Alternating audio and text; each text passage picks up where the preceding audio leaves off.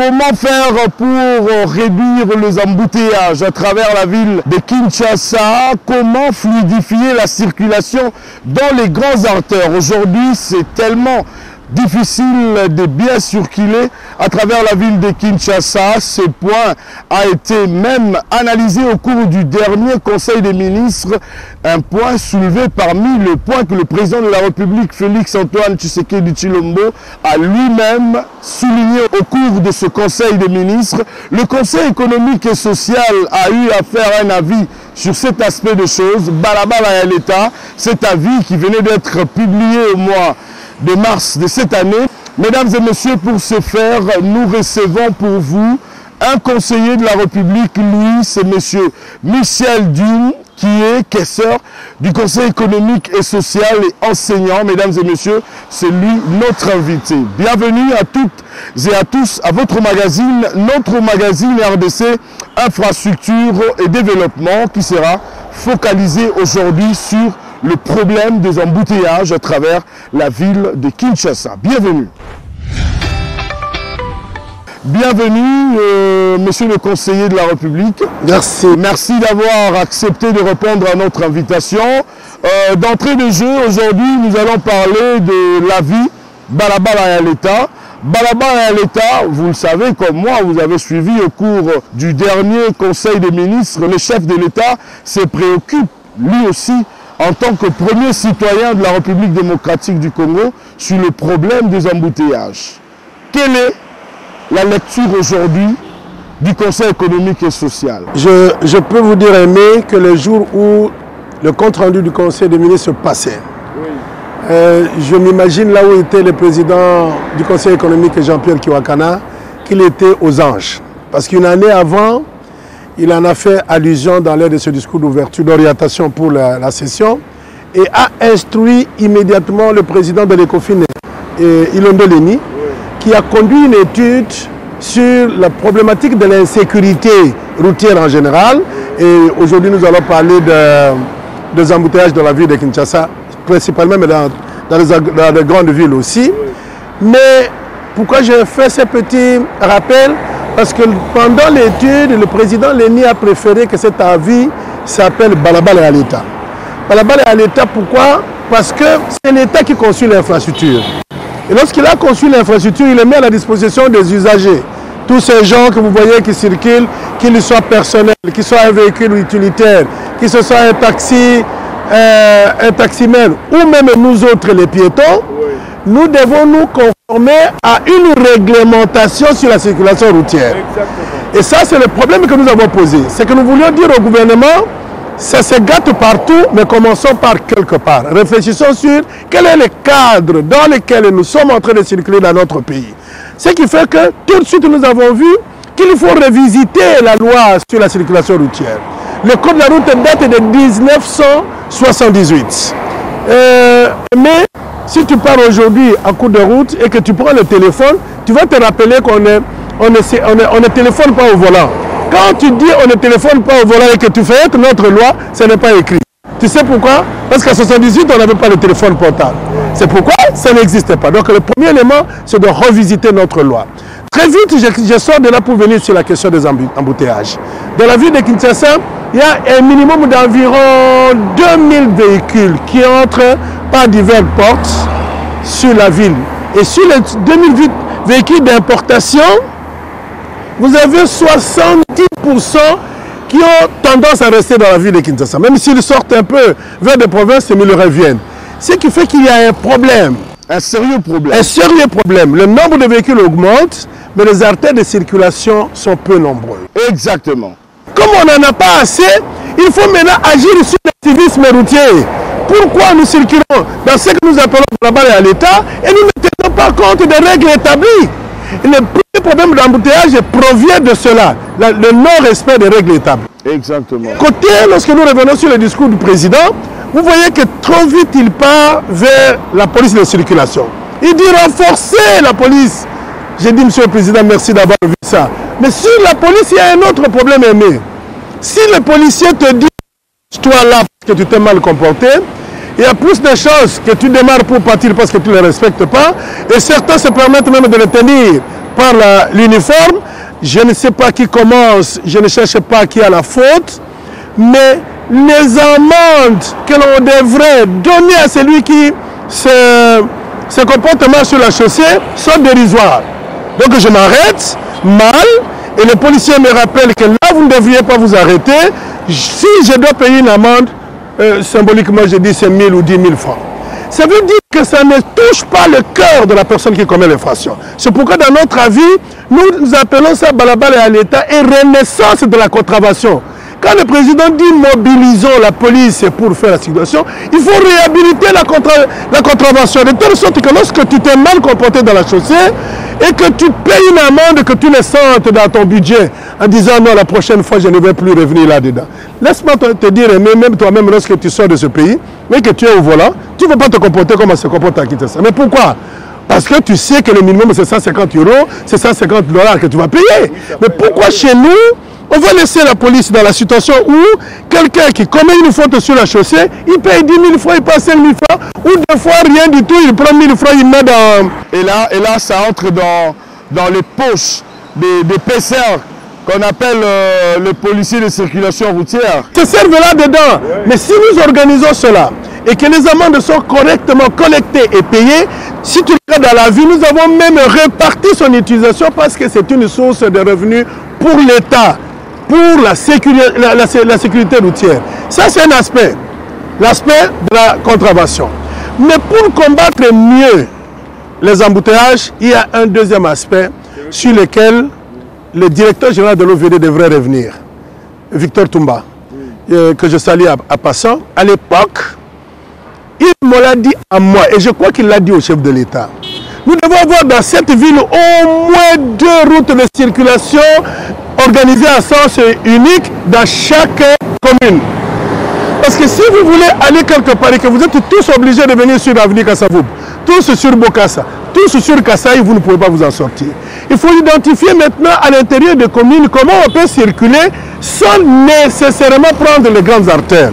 Et ça, c'est un travail qui nécessite des investissements. De gros moyens. Des moyens. Peut-être l'État n'a pas encore. Non, l'État doit en avoir. Parce que tu sais, d'ici peu, on va démarrer le processus budgétaire pour 2023. Lorsque nous avons travaillé sur 2022, je n'ai pas vu le budget de l'OVD évoluer. Il faut que le président de la République insiste pour que le budget de la voirie, spécialement de la ville de Kinshasa et de grandes agglomérations, soit poussé vers le haut pour nous permettre d'organiser la circulation. Je viens de dire, ces routes peuvent ne pas être asphaltées.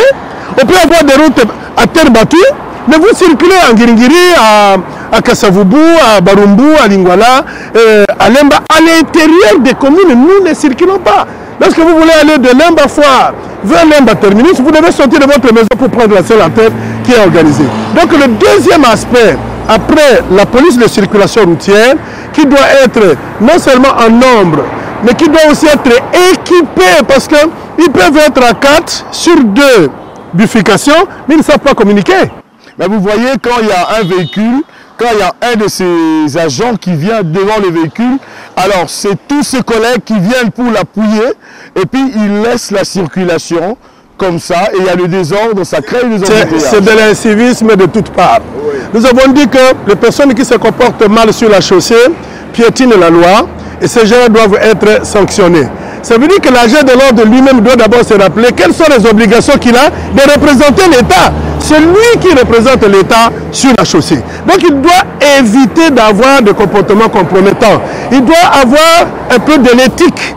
Il ne peut pas se comporter comme un bandit, excusez-moi le terme. Parce que s'il lui-même commence à rendre justice sur la rue, ça ne va pas. Il y a des mécanismes qui sont faits pour que celui qui a commis la faute soit conduit au bureau. Pendant ce temps, la circulation circule. C'est pourquoi j'ai dit tout à l'heure que le policier doit être outillé non seulement à rehausser la barre des amendes, mais la communication. Même de talkie-walkie pour qu'il puisse dire à son collègue qui est de l'autre côté, s'il vous plaît, est-ce que vous pouvez arrêter tel niveau pour que nous puissions régler la circulation ici. Il ne se communique même pas aisément. Donc il y a un problème de matériel, un problème de formation. Un problème de la logistique. Un problème de logistique, un problème de formation. Et j'étais déjà dans la question d'investir un peu dans les routes de circulation, même à terre battue, dans les communes. Mais pas dans la ville de Kinshasa. Non, à commencer par la ville de Kinshasa.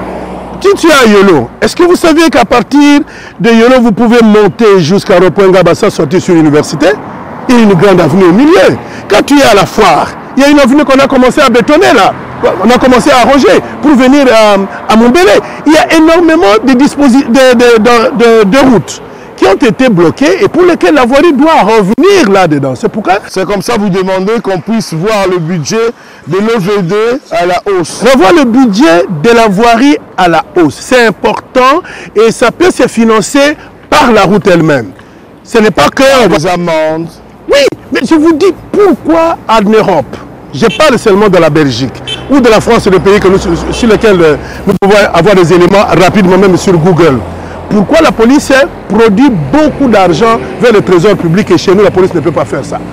Tout simplement, c'est l'application de la loi. Nous l'avons appelé Balabar à l'État pour rappeler à tout le monde que l'État investit là-dedans, il met de règles et que chacun de nous, avant de circuler, doit se rappeler quelle est la norme pour que je puisse circuler dans une route en ville ou même sur la brousse. Lorsque nous allons même vers le Bas-Congo, on ne circule pas de n'importe quelle manière. Laissez-moi ouvrir une parenthèse. Nous avons ici des gens qui circulent n'ont pas de permis de conduire. C'est une batterie de mesures que le président... L'État lui-même, depuis que le ministre de... Permettez-moi d'ouvrir une petite parenthèse. Le ministre du Transport avait annoncé que le nouveau permis de conduire sera disponible, mais jusqu'à ce jour, il n'est pas encore disponible. Est-ce la faute à la population? La problématique de l'embouteillage appelle une batterie de mesures. Nous avons cité la première, c'est le policier lui-même. Le deuxième, l'infrastructure. Le troisième, la formation. Pour combattre le civisme, il faut la formation. Par là de le permis de conduire dont vous venez de parler du ministre des Transports, il y a un préalable qui a été fait de ce consultant en transport à Passant. J'ai été consulté pour mener une étude sur la circulation routière avant qu'on supprime le permis de conduire. Et nous avons fait une étude dans laquelle on a déterminé qu'il fallait absolument que tous les conducteurs automobiles à Kinshasa puissent passer par une remise à niveau pour qu'on les rappelle comment circule-t-on en ville lorsqu'on est sur la chaussée. Ça veut dire rappeler la loi. Cette formation est gratuite. L'État l'a permis au ministère des Transports, c'est gratuit. Et à l'issue de cette formation, vous avez un certificat de capacité. On ne vous apprendra pas à conduire. On vous permettra seulement de vous rappeler comment on circule et à partir de ce certificat de capacité, vous pourrez avoir votre permis de conduire. La jonction entre cette formation, l'émission d'un permis de conduire, pour que le permis de conduire qui a un diplôme ne soit pas entre les mains du premier venu. Parce qu'aujourd'hui, nos enfants qui sont à la maison, qui font entrer le véhicule au garage et qui le font sortir, le lendemain, tu te réveilles, il est déjà sur la chaussée. Mais avec quelle autorisation? C'est pourquoi nous l'avons appelé Balabar à l'État. Pour qu'un enfant sorte avec le véhicule de la résidence et entrer dans la chaussée, il doit se rappeler qu'il doit avoir un permis de conduire. Qui le lui a donné? Pas sous les manguiers. Donc le dispositif au niveau du ministère des Transports existe. Mais il faut qu'il y ait une mobilisation notamment de la presse et de tous les usagers pour dire plus jamais ça chez nous. J'ai une image que je projetais lorsque j'ai lancé cette formation. Vous regardez dans les déserts, il y a des animaux qui s'alignent. Qui s'alignent pour prendre un puits d'eau. Ils veulent s'abreuver. Mais tous ces animaux-là s'alignent un après l'autre. J'étais étonné à Niamey où j'ai pris cette image. Les chameaux-là, les premiers qui sont en train de boire, les autres attendent. Lorsque celui-là termine, un autre intervient. Ainsi de suite. Juste la discipline pour prendre de l'eau. Or, l'eau peut s'épuiser. Mais quand nous sortons de chez nous, moi je vais à l'école, toi tu vas à la RTNC, un autre part à l'hôpital, maman part au marché. Pourquoi nous devons nous précipiter? La chaussée, on ne se laisse même pas une minute pour que le premier passe.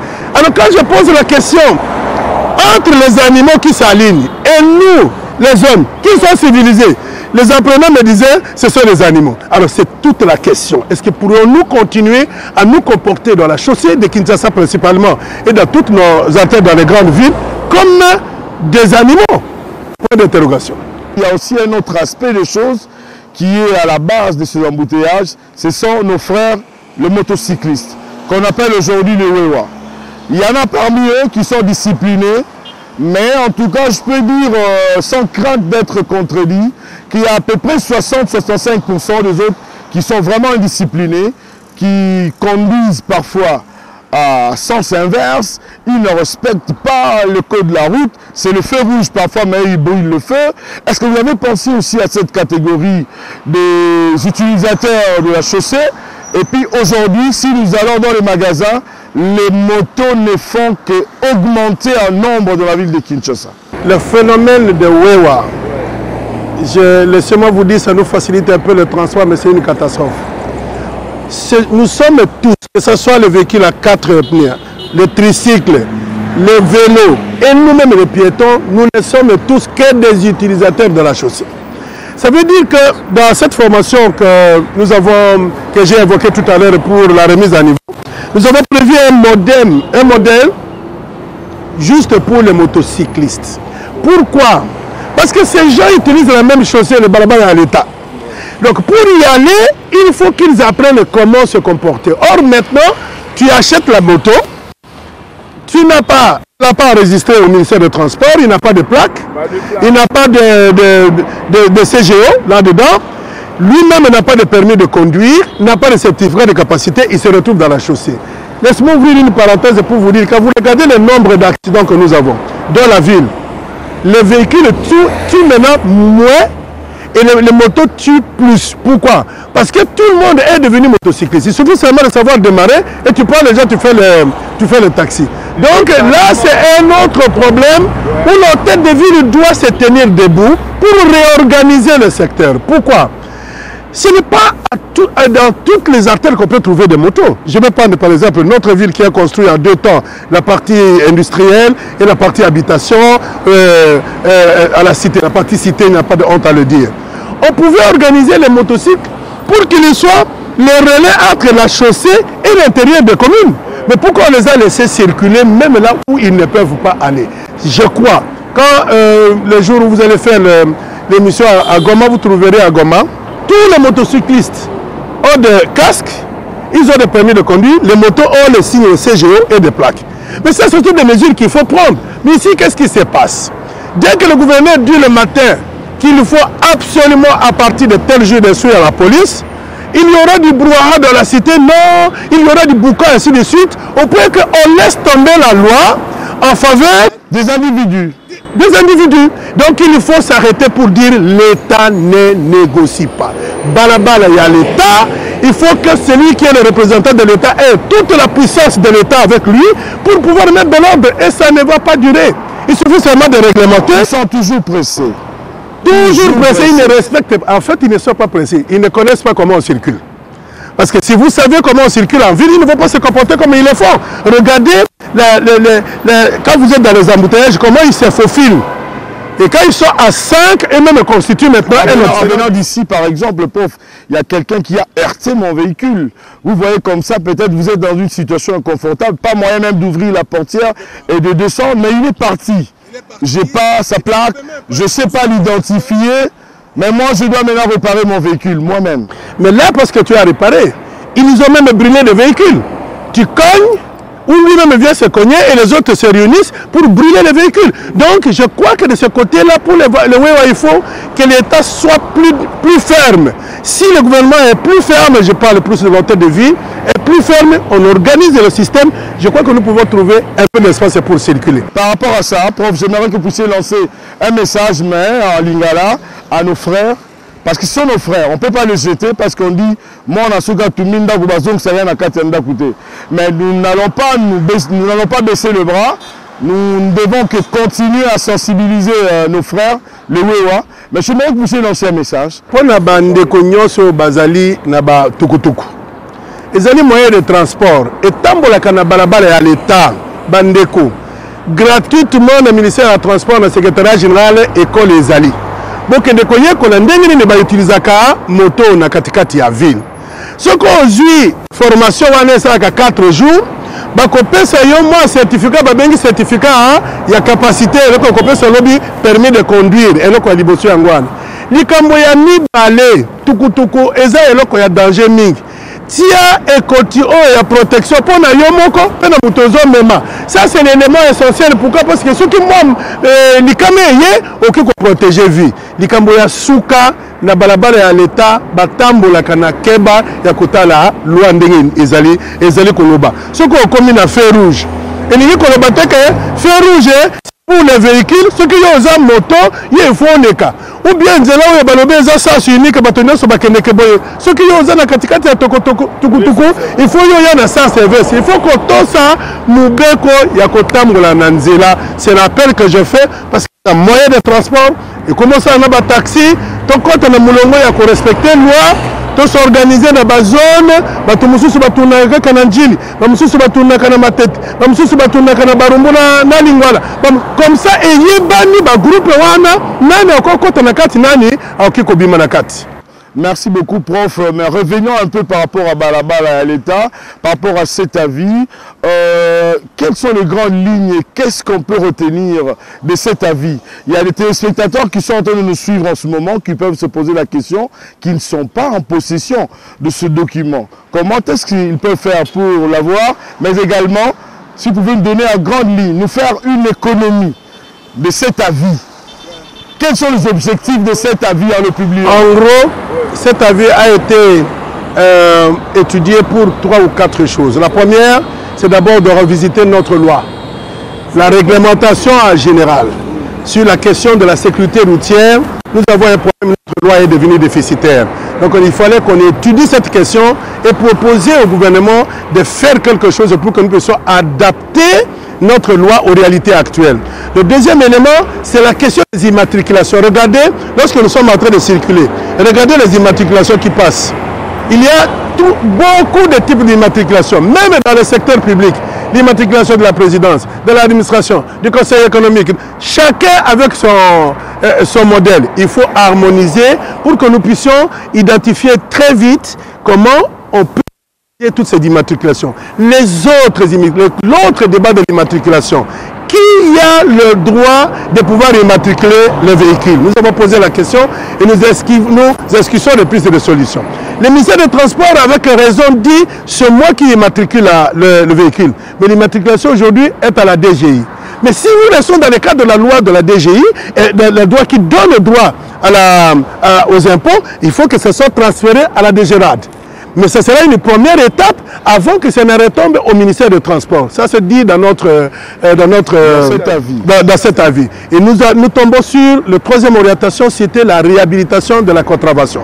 Nous sommes dit qu'il n'y a aucun moyen de pouvoir contraindre l'usager à respecter la loi si la police n'est pas respectée. Et pour que la police soit respectée, il faut que l'usager sache que lorsque la police t'a donné une amende, une contravention, tu paieras quelque chose et tu le sentiras dans ta poche.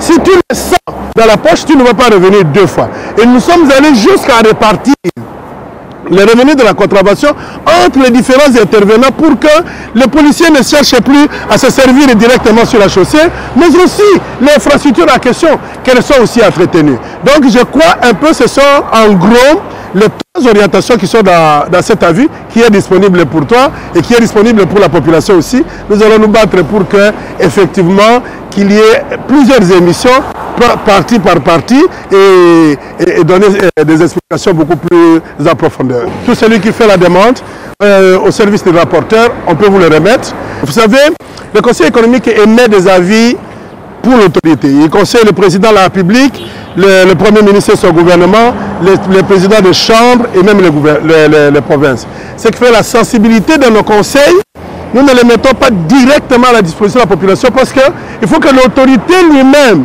décide de ce qu'il va en faire. Par exemple, le président a dit renforcer la surveillance dans la chaussée pour régler les embouteillages. Donc, nous allons regarder avec les docteurs de cabinet est-ce que le chef a tout lu cet avis ou il n'a pas encore vu. Au président de la République, uniquement. Au Premier ministre, au président des 2 chambres et au gouverneur le cas échéant. Mais jusque-là, c'est au Premier ministre, au président de la République.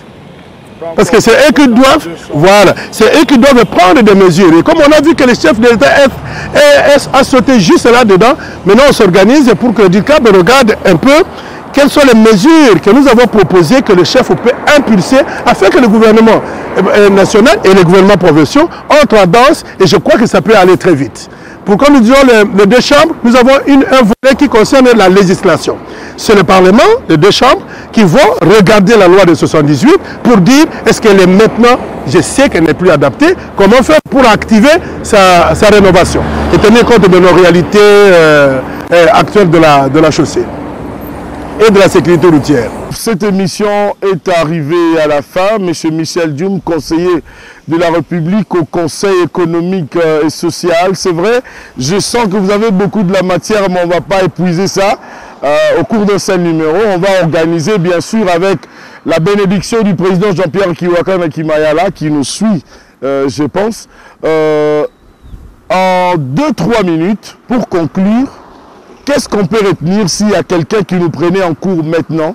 Celui qui nous prend en cours devra retenir que la situation de la circulation routière à Kinshasa, telle que le président de la République l'a dit, est devenue chaotique et qu'il faut qu'on prenne conscience individuellement et collectivement. Et que la route qui a été mise à la disposition par l'État aux usagers devrait être respectée. Chacun de nous doit se rappeler qu'il y a une loi de circulation pour que nous puissions la respecter. Le dernier élément sur lequel je vais intervenir pour qu'on termine, c'est la réhabilitation de la contravention. Lorsque quelqu'un sur la chaussée se comporte mal, il faut que la police soit capable de sévir.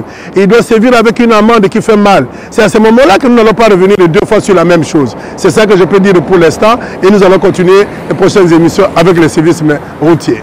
Mesdames et messieurs, cette émission est terminée. Merci beaucoup, M. Michel Dioum, d'avoir répondu à notre invitation. J'espère que ce n'est pas la dernière fois. À tout moment, quand on aura besoin de vous, on pourra encore vous inviter parce que la matière est vraiment abondante. Nous n'avons pas épuisé. À vous également, chers téléspectateurs, nous disons infiniment merci de l'attention particulière que vous nous avez accordée. Nous avons parlé, pour rappel, au cours de ce numéro, des problèmes des embouteillages dans la ville de Kinshasa et même dans certaines villes de la République démocratique du Congo. Comment faire pour répondre? Vous avez suivi M. Michel Dioum, conseiller de la République, qui a répondu à nos questions. Nous tenons également à remercier le président du Conseil économique et social, Jean-Pierre Kiwakana Kimayala. Mesdames et messieurs, restez scotchés au programme de la télévision nationale RTNC, mais également, si vous voulez suivre et resuivre cette émission, abonnez-vous sur notre chaîne YouTube Aimé Mutombo. Là, vous allez suivre autant de fois que vous voulez cette émission. Le rendez-vous est pris avec vous pour la semaine prochaine. Prenez bien soin de vous et de vos proches. Au revoir.